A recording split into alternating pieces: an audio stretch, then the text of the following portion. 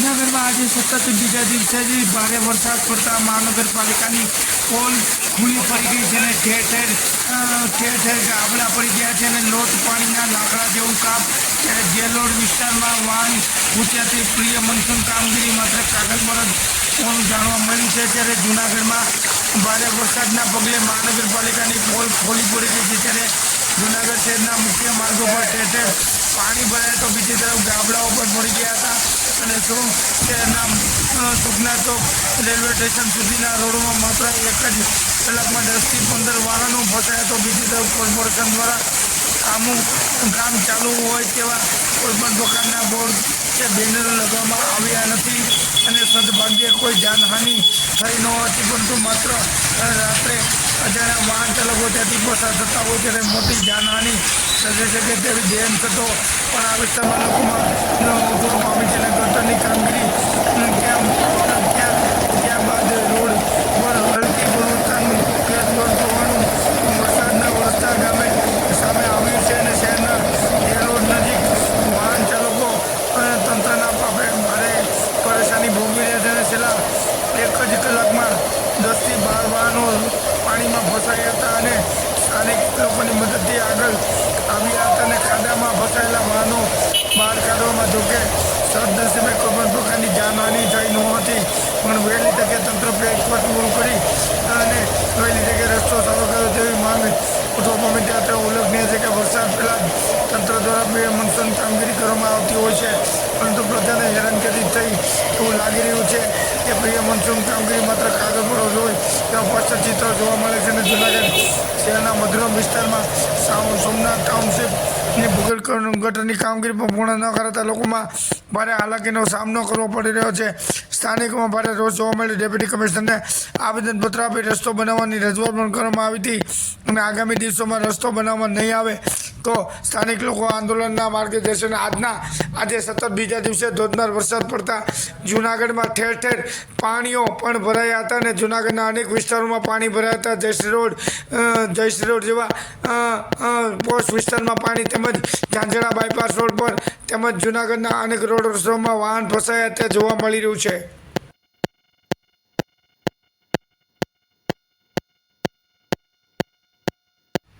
જૂનાગઢમાં સતત બીજા દિવસે વરસાદ પડતા જ્યારે ઠેર ઠેર જૂનાગઢમાં પાણીઓ તો ભરાણા હતા, પરંતુ જે વાહન ચાલકો ફસાય છે ત્યારે ચિત્ર સ્પષ્ટ દેખાય છે કે વાહનોને ધક્કા પણ મારવા પડે છે.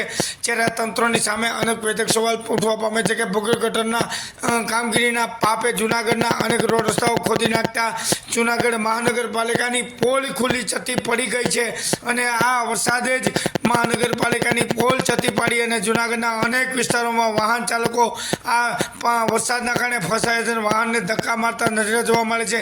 જ્યારે મહાનગરપાલિકાના તંત્રની સામે નક્કર કાર્યવાહી લોકોએ કરવી જોઈએ અને નામદાર ગુજરાત હાઈકોર્ટ સુધી લોકો જશે તેવી ઉચ્ચારણ પણ કરવામાં આવ્યું હતું.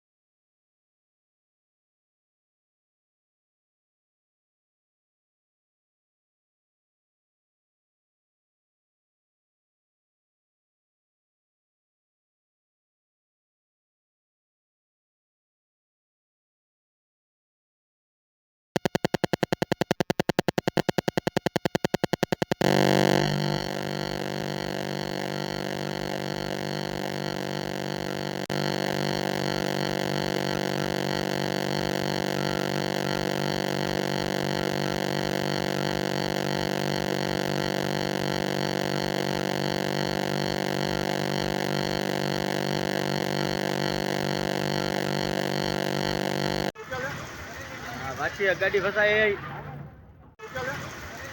પાછી એક ગાડી ફસાઈ. ગાડી પાછી ફસાઈ ગઈ છે, જોઈ શકો છો.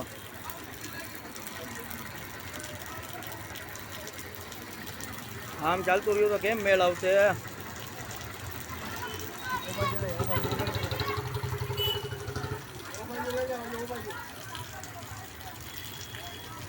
ગાડી પાછી ફસાઈ ગઈ છે, જોઈ શકો છો.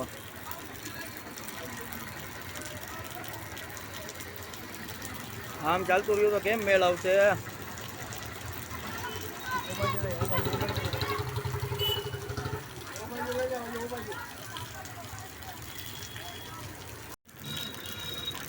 આ ગાડી ગઈ, આ બધી ગાડીઓ જલ્દી ફટાફટ એટલે મોકલો માણસો જલ્દી કોર્ટમાં. શોર્ટ સર્કિટ બી થઈ ગઈ ખાય કા. એક બી કામ ચાલુ છે તેના બેરિકેડ મારવામાં આવેલ નથી. આ બધાને ઓલા લોકો જે છોકરાઓ જે એક્ટિવિટી બતાડે છે એ બહુ સરસ છે, કોલીવાળાના છે. ગુડ જોબ જેત Khan, good job, good job Khan સાહેબ, ગુડ જોબ.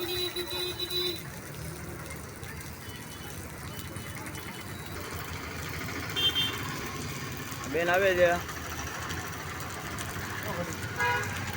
ના ના, ઓલા લોકો રોકી લે છે. આ એકે બેરિકેડ મારેલા નથી ભાઈ, અહીંયા કામ ચાલુ છે પણ એક પણ બેરિકેડ નથી મારેલા. જોઈ શકો છો તમે, વરસાદ ચાલુ છે.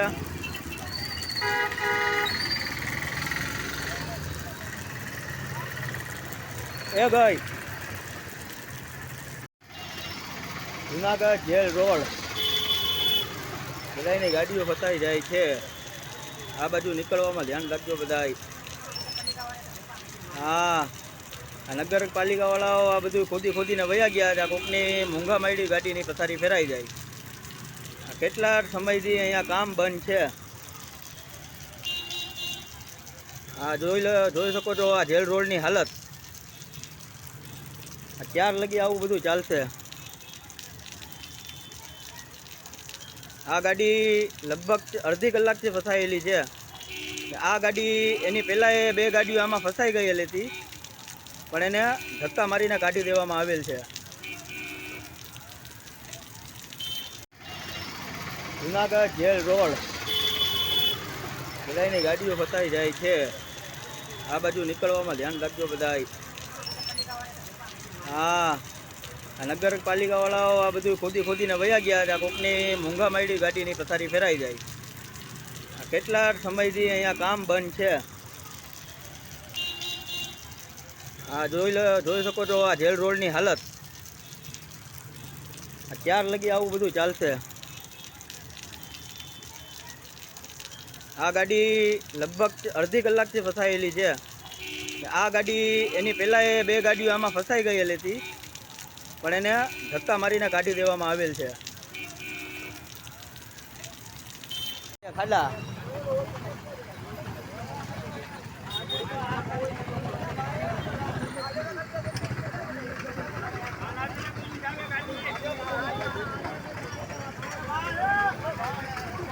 ખાડા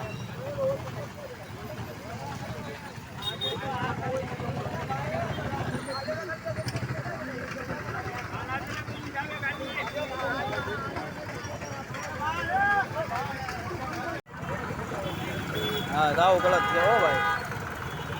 ગાડી નીકળે તો પડી જાય ભાઈ.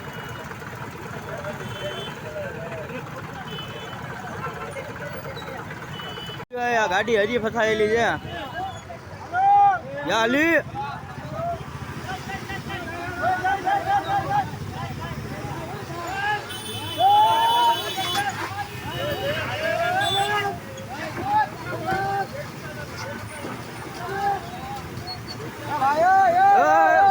ક્યાં જવું છે?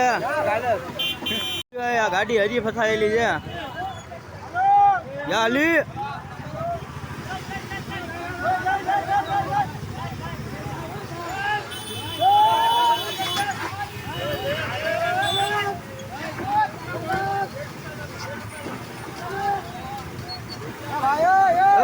ભાઈ ક્યાં જવું છે? આવી ગયા આટીમાં. એ ભાઈઓ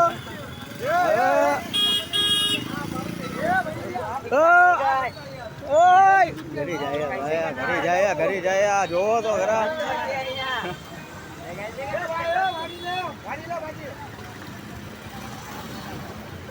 આવી ગયા આટીમાં. એ ભાઈઓ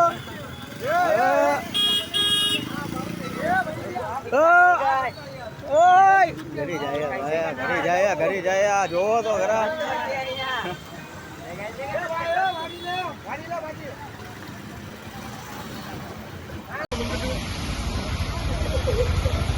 લાલો રિક્ષાનો ફોન આવે.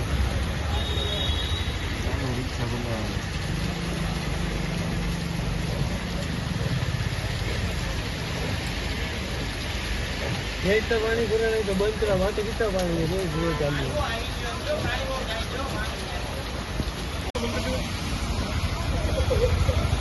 લાલો રિક્ષાનો ફોન આવે. રિક્ષા બોલાવે.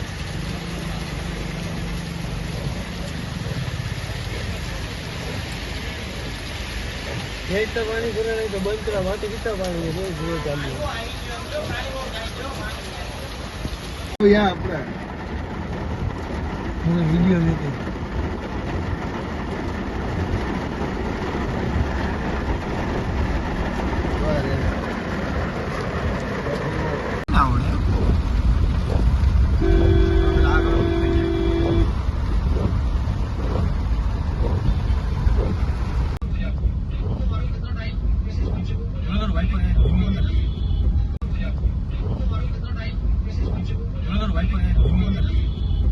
આપણે વિડીયો નથી.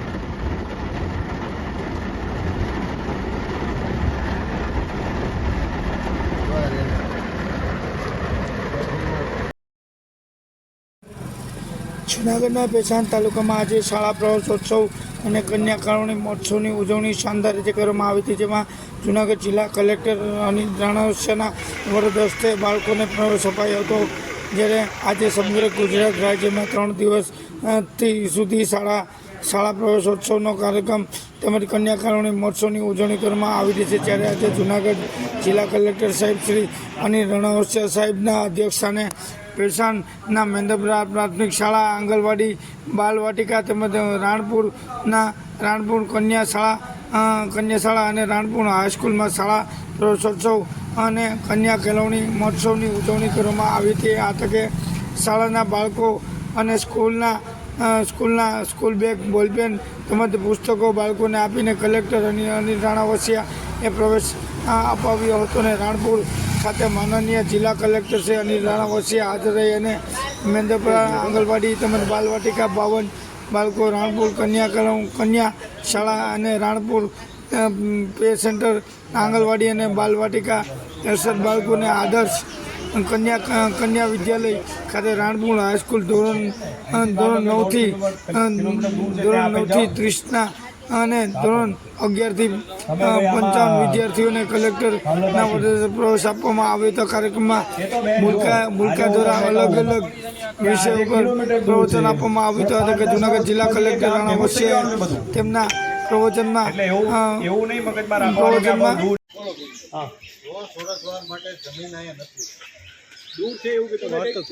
વધારે માહિતી આપતા જણાવવામાં આવ્યું હતું કે તમે એક નવો જીઆર લઈ આવો. મારો 100 પ્લોટ છે ને મારા છોકરાને ઉપર બીજું બનાવવા તમારે છે. અચ્છા, મારા છોકરા છે ને એને પ્લોટ નથી, એને ઉપર રહેવાનું. બરાબર. વિવિધ વિભાગના અધિકારીગણ, રાણપુર ગ્રામ પંચાયતના પાણી, પીવાનું પાણી મળી જાય છે રેગ્યુલર. કેટલા દિવસે આવે છે? એકાંતરે દિવસે આવે છે. બરાબર. ગામમાં સફાઈ થાય છે? સફાઈ એટલે ગાડી આવે છે ડોર ટુ ડોર કલેક્શન વાળી, ઘરે ઘરે આવીને કચરો ઉઠાઈ જતી હોય એ વાળી? ટ્રેક્ટર છે, બરાબર.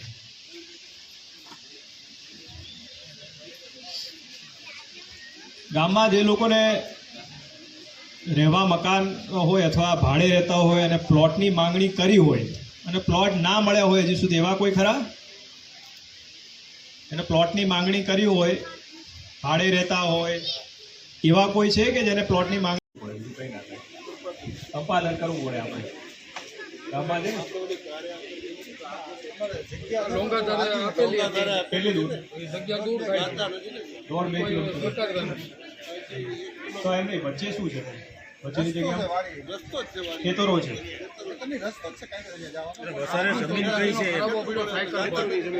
જઈ રહ્યા છે, બાળકોને પ્રવેશ અપાવી રહ્યા છે.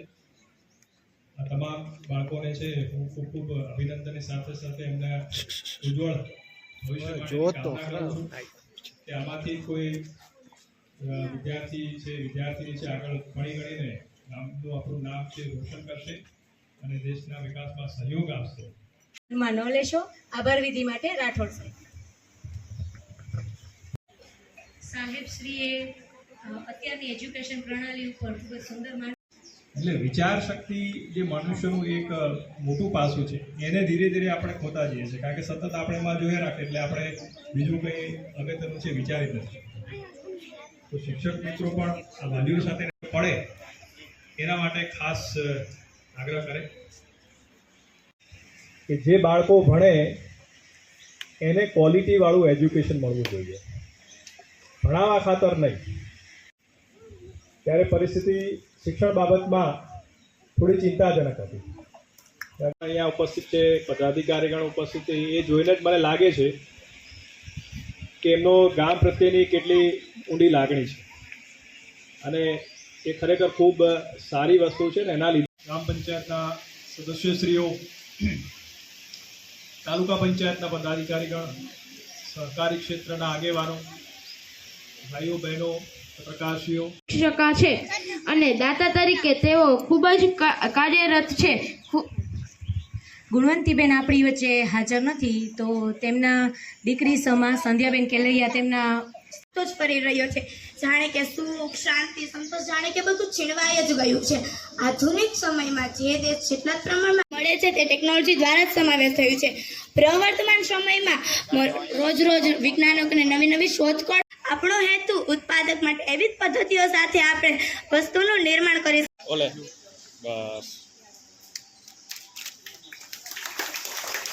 વાલી બંને સન્માનને પાત્ર છે, તેથી કન્યા શાળામાંથી આવશે વનરા આસ્થાબહેન તથા સાથે તેમના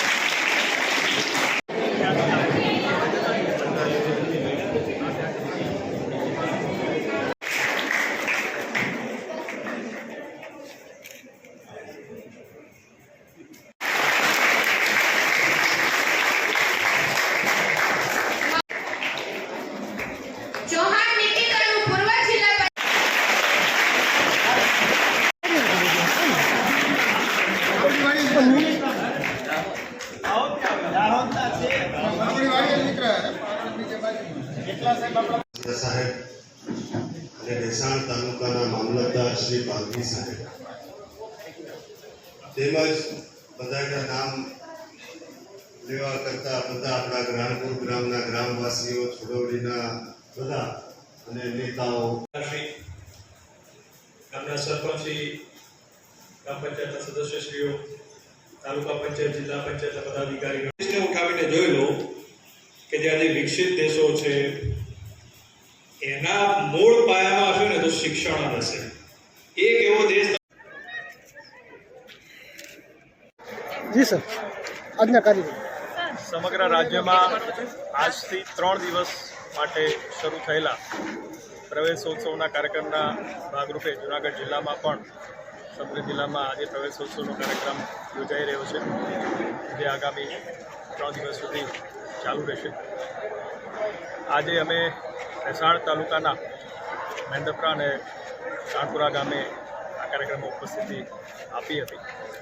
સમગ્ર જિલ્લાની વાત કરીએ તો આંગણવાડી, બાલવાટિકા, પહેલું ધોરણ, 9મું ધોરણ, 11મું ધોરણ એમ અલગ અલગ ધોરણમાં લગભગ 55,000 જેટલા વિદ્યાર્થીઓને આજે પ્રવેશ આપવામાં આવ્યો છે, જે આગામી સમયમાં જે સરકારશ્રીનો અભિગમ છે પ્રમાણે તમામ શિક્ષકો દ્વારા અને ટેકનોલોજીના માધ્યમથી ઉચ્ચતમ પ્રકારનું શિક્ષણ આપવામાં આવશે અને વધુમાં વધુ સારી પ્રગતિ શિક્ષણમાં થાય એવી એક નેમ સાથે સમગ્ર જિલ્લો આગળ વધી રહ્યો છે. Thank you very much.